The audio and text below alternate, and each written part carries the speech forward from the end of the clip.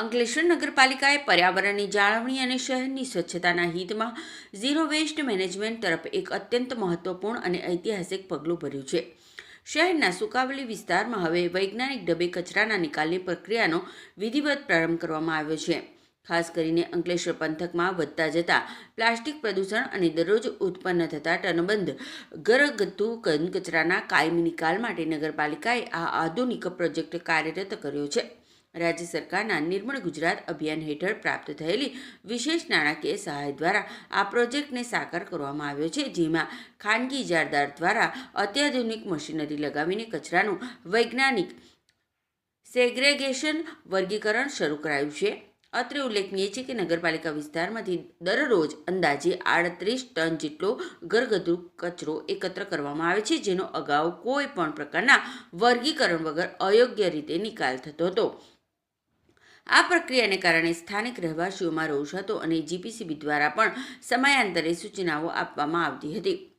આ ગંભીર પ્રશ્નના ઉકેલ રૂપે હવે ભીનો કચરો, સૂકો કચરો, પ્લાસ્ટિક અને બાયોવેસ્ટને અલગ અલગ કરી તેના સ્વરૂપ મુજબ પ્રોસેસ કરવામાં આવી રહ્યો છે.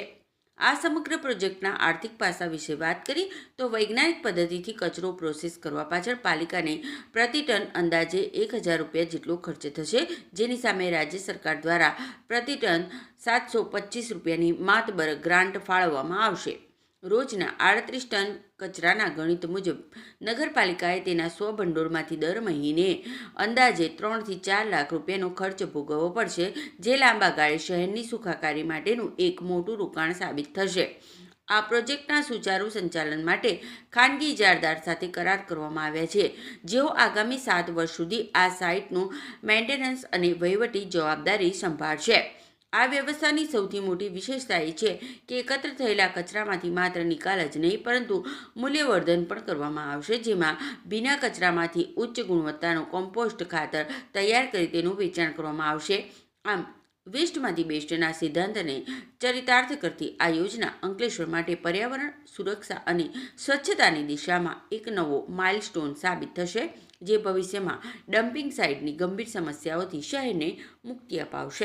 ભરત મિશન અંતર્ગત અંકલેશ્વર નગરપાલિકાને 2.75 કરોડ રૂપિયાની માગનો રકમ ફેસવેસ પ્લાન્ટ માટે ફાળવવામાં આવી હતી, જે આજ રોજ અમારા ડમ્પિંગ સાઇટ ઉપર એનો ટ્રાયલ બેઝ શરૂ છે ને આવનારા દિવસોમાં આ પ્લાન શરૂ થઈ જશે અને એમાંથી જે આરડીએફ જે છૂટો પડે છે એ આરડીએફ સંપૂર્ણપણે એ એજન્સીએ અહીંયાથી લઈ જવાનો રહેશે અને એમાંથી જે માટી નીકળે છે એ માટી ગાર્ડનિંગ માટે અને એગ્રીકલ્ચર માટે ઉપયોગ થશે અને અંકલેશ્વર શહેરમાંથી જે રોજે રોજ 40 ટન કચરો આવે છે એ જેવો આવશે તેવો 24 કલાકની અંદર સંપૂર્ણ આ પ્લાન દરમિયાન ક્લિયર થઈ જશે.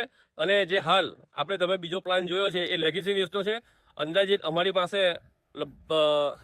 27,000 ટન જેટલો ઘન કચરો સ્ટોરેજ હતો, એમાંથી 13,000 ટન કચરો લેગેસી પ્લાન્ટ દ્વારા એજન્સી દ્વારા નિકાલ કરવામાં આવ્યો છે અને એ પ્લાન્ટની અંદર પણ જે આરડીએફ છે એ અહીંયાથી લઈ જવાનો નિકાલ કરવાનો સંપૂર્ણ જવાબદારી એજન્સીની રહેશે. અને આવનારા દિવસોમાં આ અમારા ડમ્પિંગ સાઇટ ઉપર તમે એક સુંદર વન જોવા મળશે અને બગીચો જોવા મળશે. અંકલેશ્વર નગરપાલિકા આ દિશામાં હાલ અત્યારે કામ કરી રહી છે અને તમે જે ફ્રેશ વેસ્ટ પ્લાન જોયો એ ભરૂચ જિલ્લામાં અંકલેશ્વર નગરપાલિકા પ્રથમ નંબરે છે કે જેમણે આ પ્લાન શરૂ કરી દીધો છે. અંકલેશ્વર નગરપાલિકા દ્વારા સુકાવલી ડમ્પિંગ સાઇટ ઉપર ફ્રેશ વેસ્ટનો પ્લાન્ટ શરૂ કરવામાં આવ્યો છે, જેની અંદાજિત કિંમત 202 કરોડ ને 75 લાખ જેવી છે.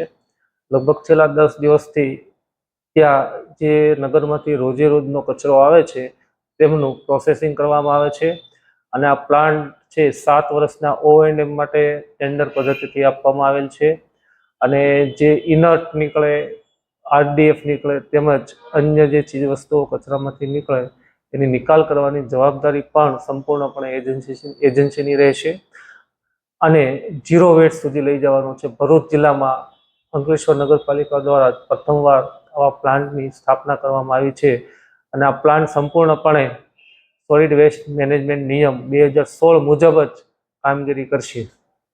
કેટલો ખર્ચો પર ટન આપણે પર ટન છે 1025 રૂપિયા આપવામાં આવેલ છે અને એનું પણ ટેન્ડર કરીને ભાવો મંગાવવામાં આવેલા હતા. તેમજ અમારી વડી કચેરીમાંથી પણ એમની મંજૂરી લેવામાં આવેલ હતી. સાહેબ આ કચરો સાફ થઈ જશે એટલે એક જગ્યા કેવી રીતે થઈ જશે પછી ત્યાં શું પ્લાનિંગ કરવામાં આવ્યું? અમારું પ્લાનિંગ ત્યાં છે ફોરેસ્ટ એટલે કે ત્યાં આપણે પ્લાન્ટેશન કરવાનું છે, બેસવા માટેની બેન્ચીસો મૂકવાની છે અને અમારો ટાર્ગેટ છે 2 મહિનામાં લગભગ અમારી આખી સાઇટ ક્લિયર થઈ જશે. કારણ કે સાથે સાથે લેગેસી વેસ્ટની પણ કામગીરી અત્યારે પૂરજોશમાં શરૂ છે.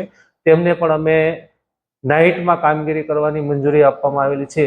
જેમ બને તેમ જલ્દી અમારે આ સાઇટ ક્લિયર કરી અને પ્લાન્ટેશન કરવાનું છે.